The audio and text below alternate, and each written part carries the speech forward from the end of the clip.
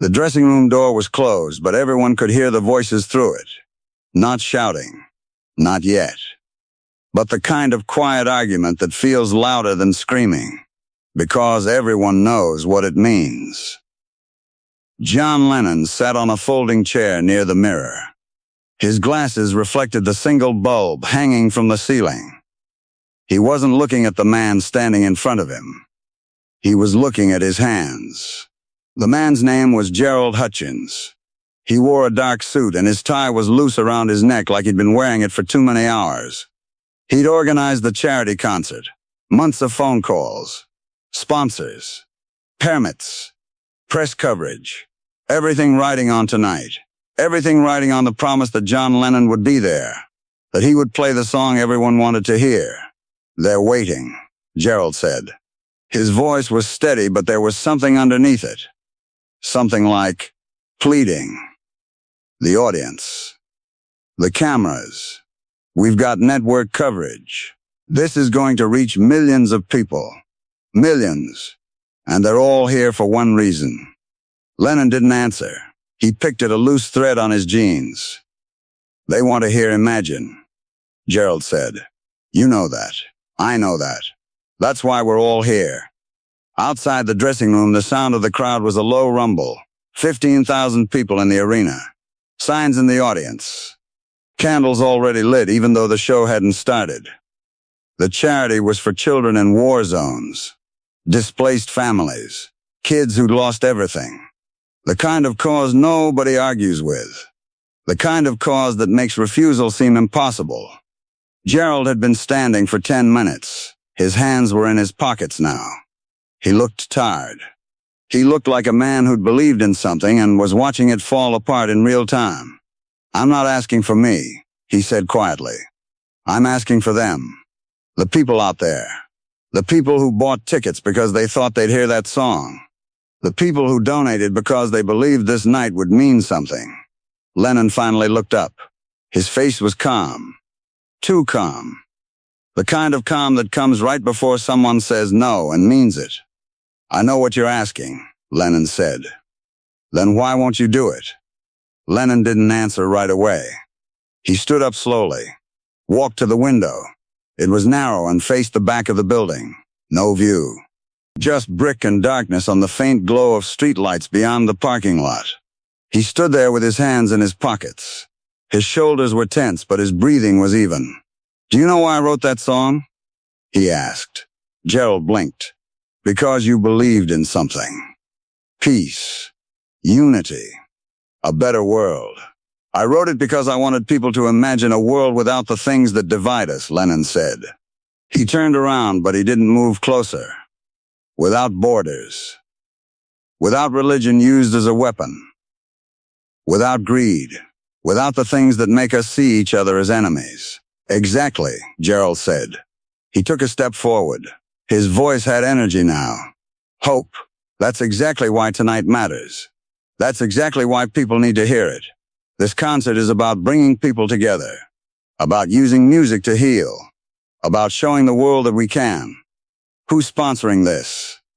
Lennon interrupted. Gerald stopped. His mouth was still open, but no sound came out. "Who's paying for the lights?" Lennon asked. "The sound system. The cameras. Whose name is on the checks?" Gerald's jaw tightened. "We needed sponsors. You know how this works. You can't put on something this big without money, without support." "Warwick Industries," Lennon said. It wasn't a question. Gerald looked away. Warwick Industries made weapons, not just guns, artillery. Contracts with 3 different governments. Missiles sold to countries currently at war. The same war that had created the refugees this concert was supposed to help. "They're just one sponsor," Gerald said quietly. "One of several. And their money is going to the children. All of it.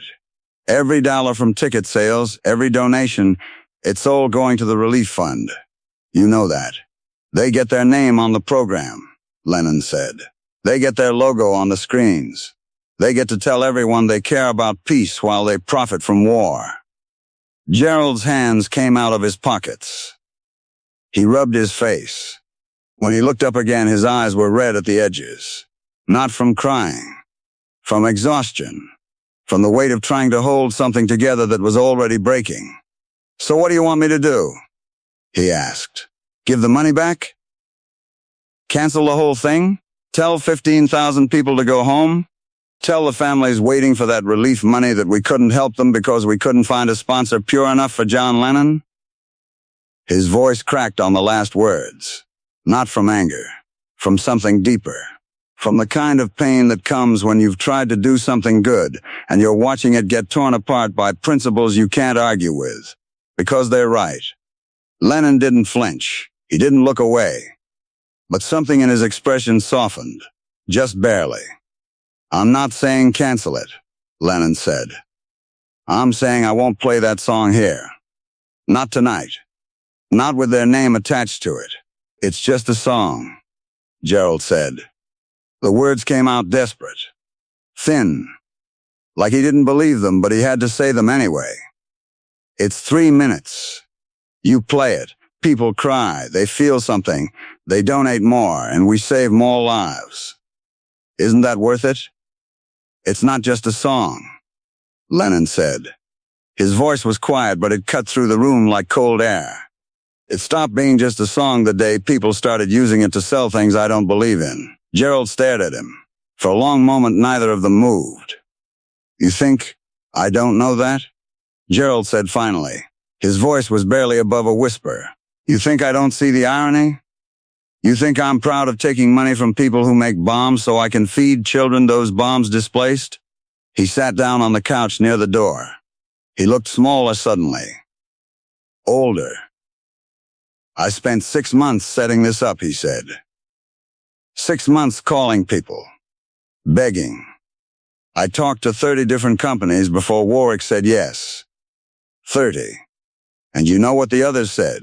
They said it wasn't good optics. They said charity doesn't move product. They said no. He looked up at Lennon. Warwick said yes. And yeah, they make weapons. And yeah, they're going to put their name on it. But their money is going to feed real children. House real families. That's not nothing. Lennon was still standing by the window. He was listening. Really listening. That was the thing people didn't always understand about him. He could be stubborn. He could be sharp. But he listened. "I know it's not nothing," Lennon said. "Then play the song." "I can't." The silence that followed was heavy. Outside the dressing room, someone laughed. The sound was distant and strange. A reminder that the world was still moving. That people were still waiting. "Why did you even come here?" Gerald asked. His voice had no edge now. Just exhaustion. "If you weren't going to play it, why show up at all?" "I came to play," Lennon said. "I came to help. I'll play other songs. I'll stay as long as you need me. But I won't play Imagine in a room paid for by people who profit from the opposite of everything that song means." "People don't care about the sponsors," Gerald said. "They care about the song. They care about what it makes them feel. That's the problem," Lennon said. Gerald looked up. Confused. If people can sing about imagining no possessions while wearing expensive watches and standing in a stadium built on weapons money, then the song doesn't mean anything anymore, Lennon explained. It becomes a performance. A feeling people buy into for 3 minutes and then forget about. "So you'd rather let it mean nothing to no one," Gerald said. There was bitterness in his voice now. Not anger. Just the bitter taste of watching something fall apart. "I'd rather let it mean something to someone who's actually imagining it," Lennon said. "Not just singing along." Gerald stood up. He walked to the door. His hand was on the handle, but he didn't open it. He stood there for a moment with his back to Lennon. His shoulders were tight. When he spoke, his voice was controlled. Measured. Like he was holding something back. "I have to go tell them," he said. "I have to go out there and explain to 15,000 people why the man who wrote a song about unity won't play it at an event meant to bring people together." "Tell them the truth," Lennon said. Gerald turned around. "What truth? That you're more concerned with being right than with helping people? That I won't let that song be used to make people feel good about themselves while they ignore what's actually happening," Lennon said. His voice was still calm, but there was steel underneath it now. Tell them that if they want to imagine a world with no possessions, they should start by asking why a weapons manufacturer is paying for their night of peace. Gerald stared at him. For a moment it looked like he might say something else. Might argue, might plead one more time. But he didn't. He just opened the door and walked out. The sound of the crowd got louder for a second. Then the door closed and it was muffled again. Lennon stood alone in the dressing room. He walked back to the chair, sat down, looked at himself in the mirror. His reflection looked tired, older than he felt. He picked up his guitar from where it was leaning against the wall, held it across his lap. Didn't play. Just held it. 20 minutes later, there was a knock on the door. "Yeah," Lennon said. The door opened. It wasn't Gerald. It was a young woman, early 20s. She wore a staff badge around her neck and she looked nervous. "Mr. Lennon?" she said. "They're asking if you're ready." "Ready for what?" "To go on. Mr. Hutchins said you'd agreed to play." "Just not that song." Lennon nodded. "Yeah, I'll play." She started to leave but stopped. Turned back. "Can I ask you something?" "Go ahead." "Why won't you play it?" she asked. "Everyone's saying you refused, but they don't know why. And I guess I'm curious." Lennon looked at her. She didn't look angry, just genuinely confused, like she wanted to understand. "You ever sing along to a song and forget what the words mean?" he asked. She thought about it, nodded. "That's why," he said. She didn't look satisfied with the answer, but she nodded again anyway. "They're ready when you are." When she left, Lennon sat there for another minute. Then he stood up, slung his guitar over his shoulder, walked to the door, opened it. The hallway was bright. Fluorescent lights. People rushing past with clipboards and headsets. The noise was louder here. Music from the opening act bleeding through the walls. The rumble of the crowd between songs. Gerald was standing near the stage entrance. He saw Lennon coming, and his expression didn't change. He just nodded once. A small movement. Acknowledgement. Not agreement, just acknowledgement. "You're on after this song ends," Gerald said. 3 minutes. "All right." They stood there together in the hallway, not speaking, just waiting. The opening act finished. The crowd erupted, applause like thunder. Then it faded into expectant silence. "That's you," Gerald said. Lennon walked past him toward the stage. He stopped just before the curtain. Turned back. "I'm sorry," Lennon said. Gerald looked at him. His expression was unreadable. "For what?" "For making this harder." Gerald didn't respond right away. He looked down at his clipboard. Then, "Back up. I don't think you made it harder," he said quietly. "I think it was always this hard. I just didn't want to see it." Lennon nodded. Then he walked through the curtain onto the stage. The lights were blinding. The crowd was a wall of sound. Applause. Cheering. He walked to the microphone, adjusted it. The noise started to fade as people realized he was about to speak. "Thank you for being here," he said. His voice echoed across the arena. "Thank you for caring enough to show up." More applause. He waited for it to settle. "I'm going to play some songs for you tonight," he said. "Songs I believe in. Songs I hope mean something to you." There was a pause. People waited. Some of them already knew. The word had spread. He wasn't going to play the song they came for. "But I'm not going to play every song you might expect," he continued. "Because some songs need to mean what they say, and sometimes that means knowing when not to play them." The arena was quiet now. Confused quiet. Uncertain quiet. "If you're here because you care about the people this concert is trying to help, then I'm grateful," he said. "If you're here because you want to feel something, then I hope you do. But don't let the feeling replace the action. Don't let the song replace the work." He didn't wait for a response. He just started playing. A different song. One about truth. One about struggle. One that didn't promise easy answers. Some people in the crowd stood and left. Not many, but some. Others stayed and listened. Some of them cried. Some of them sang along. Some of them just stood there in the darkness holding their candles and trying to understand what had just happened. Backstage, Gerald watched on a monitor.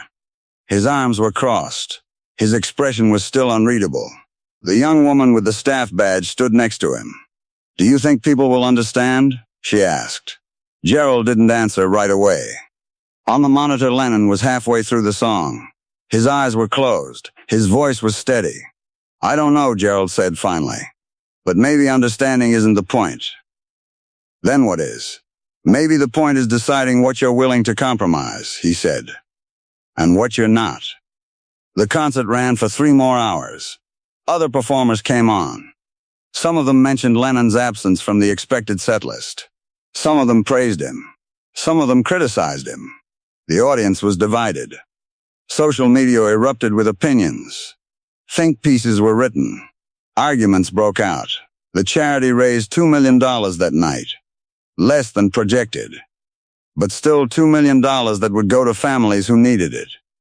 Warwick Industries issued a statement praising the event and their commitment to humanitarian causes. Their stock didn't move. Gerald Hutchins organized 4 more charity concerts over the next 3 years. None of them accepted sponsorship from weapons manufacturers. The budgets were smaller. The venues were smaller. But they happened. John Lennon never publicly explained his decision that night. When reporters asked, he usually just said the song means what it means, and left it at that. Years later, someone asked Gerald if he thought Lennon had been right to refuse. He was older then. Greer. He thought about the question for a long time before answering. "I think he was honest," Gerald said finally.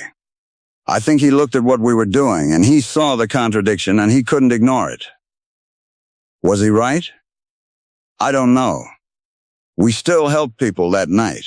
We still raised money. We still did something.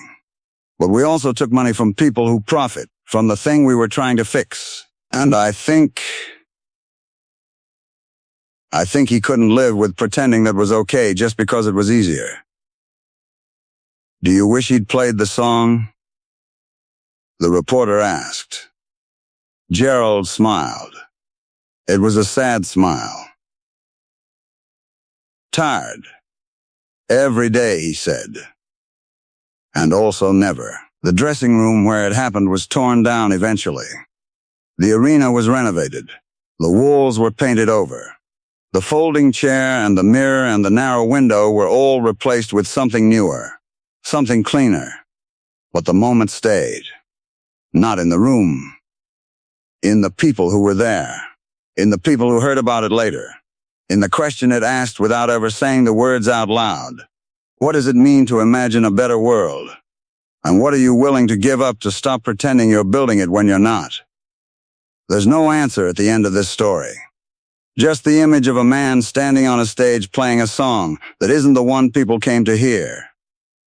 Just the sound of 15,000 people deciding whether to stay or leave. Just the weight of choosing between the feeling of doing good and the harder work of actually doing it. And maybe that's enough. Maybe that's the point. Not the answer. Just the question. And the quiet courage it takes to ask it when everyone's watching.